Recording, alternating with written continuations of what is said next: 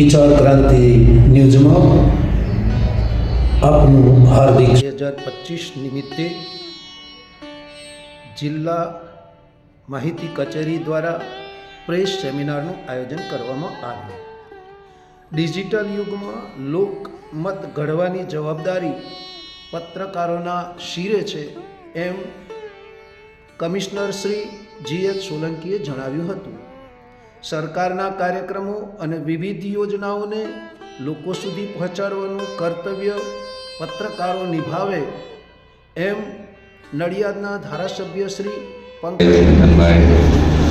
આપ સૌ ઇલેક્ટ્રોનિક્સ તમામ મીડિયાના મિત્રો, આજે ઇન્ફોર્મલ પ્રસંગ છે એકદમ, એટલે કોઈ ફોર્માલિટીમાં ન જતા જે ચેલેન્જીસની કલ્પેશભાઈએ વાત કરી કે આગામી સમયમાં આપણી સામે શું ચેલેન્જીસ હશે, તો જે મારો અનુભવ છે એ પ્રકારે જોતા મીડિયામાં શું પીરસાય છે એ ખૂબ કોર્પોરેશન કેવું હોય, કોર્પોરેશનની ચેલેન્જીસ શું છે, મર્યાદાઓ શું છે, એ અહીંયા નડિયાદમાં આપણે આ 11 મહિનામાં ખૂબ સારી રીતે લોકો સમક્ષ લઈ જાય. એના માટે હું આપ સૌને અભિનંદન પણ આપું. આપણે સૌ જાણીએ છીએ કે રાતોરાત કોઈ બદલાવ શક્ય નથી, પણ ઇતિહાસ જે લખાય છે, જે વંચાય છે અને એના આધારે જે લોકમત ઘડાય છે એના ઉપર આધારિત હોય છે. અત્યારે સમગ્ર આજનો દિવસ આપણને યાદ અપાવે છે કે પત્રકારત્વ એ લોકશાહીનો ચોથો સ્તંભ છે અને આજે હું વાત કરવા જઈ રહી છું વેબ જર્નલિઝમની વિશ્વસનીયતા પર. એક એવો વિષય છે આજના ડિજિટલ યુગમાં ખૂબ મહત્વનો છે અને એને હું એક શાયરી દ્વારા પ્રસ્તુત કરવા માંગુ છું. વેબ પર બ્રેકિંગ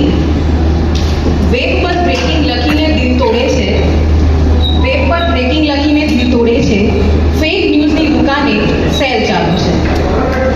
જર્નલિસ્ટ કહેવાય પણ ટ્રેન્ડિંગ વેચે, જર્નલિસ્ટ કહેવાય પણ ટ્રેન્ડિંગ વેચે, ડિજિટલ યુગના મહાન બસ માત્ર એક લિંકને જ ગુંજે છે. કારણ કે અત્યારે જે પ્રમાણે ડિજિટલ યુગ ચાલી રહ્યો છે અને એમાં એક ક્લિક, વ્યૂઝ, ફોલોઅર્સને વધારવા માટે જે ખરેખર સમાચાર છે તેનું તથ્ય છુપાઈ રહ્યું છે અને સત્યતા જે છે એ જે સરળથી આગળ વધવી જોઈએ આગળ નથી વધી રહી. વેબ જર્નલિઝમ એટલે કે ઓનલાઈન સમાચાર.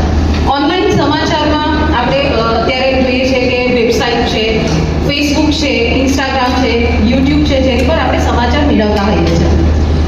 આજે મોટા ભાગે એટલે કે 80% જે ભારતીય જનતા જે છે એ સોશિયલ મીડિયા થકી સમાચારો હાથવેર થઈ ગયા છે. એટલે સસ્તા, સારા અને ઝડપી સમાચાર અત્યારે વેબ દ્વારા. ઇન્ફ્લુએન્સર હું અત્યારે એક જ વસ્તુ કહીશ કે ઘરે એક નવા એરિયામાં, એક નવા સિટીમાં, કોઈ બી જગ્યાએ જાઓ તમને ઇન્ફ્લુએન્સર બધા પોસ્ટ દેખાશે.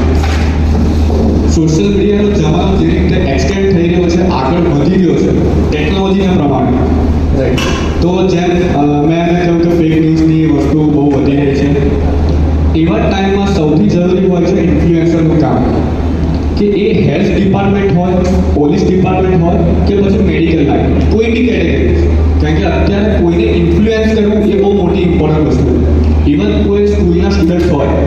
માહિતી કચેરી નડિયાદના સંયુક્ત ઉપક્રમે આયોજિત રાષ્ટ્રીય પ્રેસ ન્યૂઝનું માપન વચ્ચે ઉપસ્થિત મ્યુનિસિપલ કમિશનર શ્રી. હું જ્યારે પત્રકારત્વની વાત કરું ને ત્યારે તમે એવું માનજો કે અમે બધા તમારી વચ્ચેના જ છીએ. કારણ કે આમાં શું છે, તમને એવું થશે ને કે સારા આ લોકો બધા પત્રકારની વાતો કરતા નીકળ્યા છે પણ એમને ખબર નથી પત્રકારત્વ શું છે.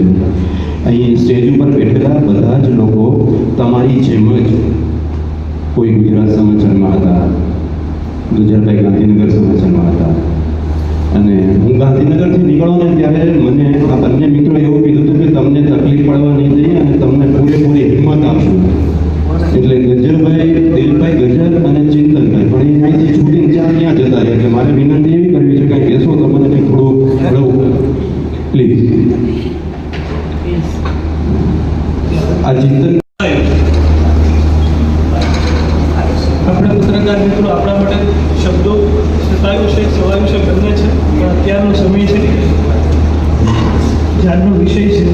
ફેક ન્યૂઝ કે મિસઇન્ફોર્મેશન. આપણે બધા એવું કહે છે કે માહિતીના યુગમાં જીવીએ છીએ, ઇન્ફોર્મેશનના યુગમાં જીવીએ છીએ, પણ હવે અત્યારની પરિસ્થિતિ જોતા આ બરોબર આપણી વચ્ચે આપણા પોતિકા પત્રકારત્વ સાથે સંકળાયેલા કોઈ પણ સરકારના પ્રતિનિધિ હોય તો એને આપણા પોતિકા છે. દેશનું ચિંતન કરવા આવે છે, ચિંતા કરવા આવે છે.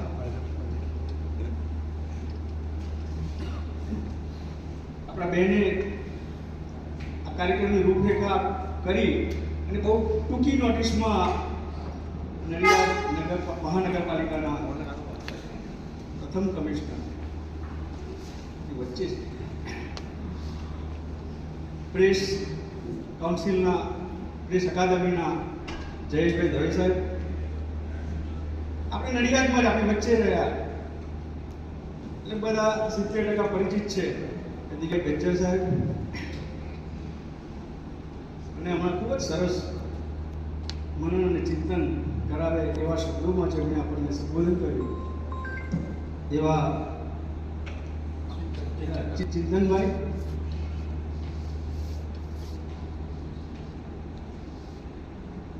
મિત્રો, આજનો આ જે મુખ્ય વિષય છે, સોરી આપ સૌ પત્રકાર ભાઈઓ બહેનો છે,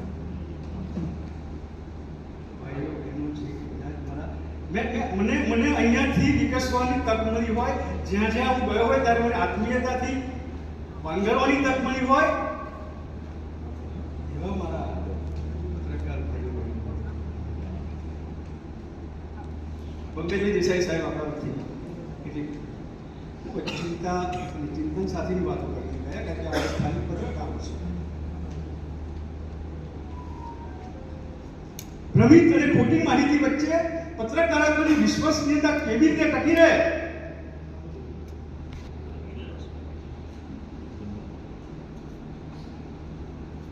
એ વિશ્વસનીયતાની જાળવણીનું કામ કેવી રીતે કરવાનું છે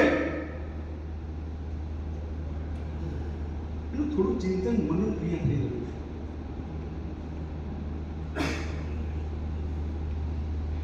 આજનો આ વિષય નથી.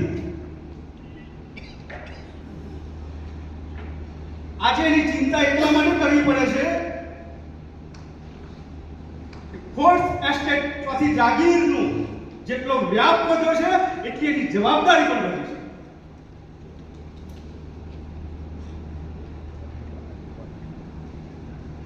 સાહેબે કહ્યું એમ પ્રિન્ટ મીડિયા અમારી પાસેથી એની રજૂઆત સરકાર સુધી પહોંચે અને એને એ ફંડ મળે, એને એ ઉપયોગી થાય. આવું આપણે કરીએ એવું આ તબક્કે ખાસ તમને કહું છું. આમ તો તમે બધા ઘણા સમયથી મારી રાહ જોતા તો પણ બધા ઉદ્ઘાટનના કાર્યક્રમો ચાલતા હતા એટલે થોડું મોડું થયું. પણ આવનારા દિવસોની અંદર હજુ આપણે જિલ્લાનો નડિયાદનો વિકાસ કરવાનો છે અને આ વિકાસની અંદર તમારો સંપૂર્ણ સાથ અને સહકાર હોય. સરકારનું અમારું માહિતી ખાતું છે તો બેન આવ્યા પછી થોડુંક આગળ વધ્યું છે, હજુ આગળ વધે. તમે બધા જોડાયેલા રહો એમની જોડે અને સરકારના જેટલા પણ એ હોય એ તમે પ્રોગ્રામ્સને જે કંઈ હોય એ એમની પાસેથી જે માહિતી તમને મળતી હોય એનું છાપો અથવા તો એનું તમે દેખાડો તમારી ચેનલ ઉપર તો એની ખૂબ મોટી અસર પ્રજા સુધી થતી હોય છે. અને આજે માહિતી ખાતાને હું આભાર માનું કે આપ સૌને આજે પ્રેસ ડેમાં અહીંયા ઇન્વાઇટ કરી અને એક નાનકડું ફંક્શન રાખ્યું છે. ખૂબ ખૂબ આભાર.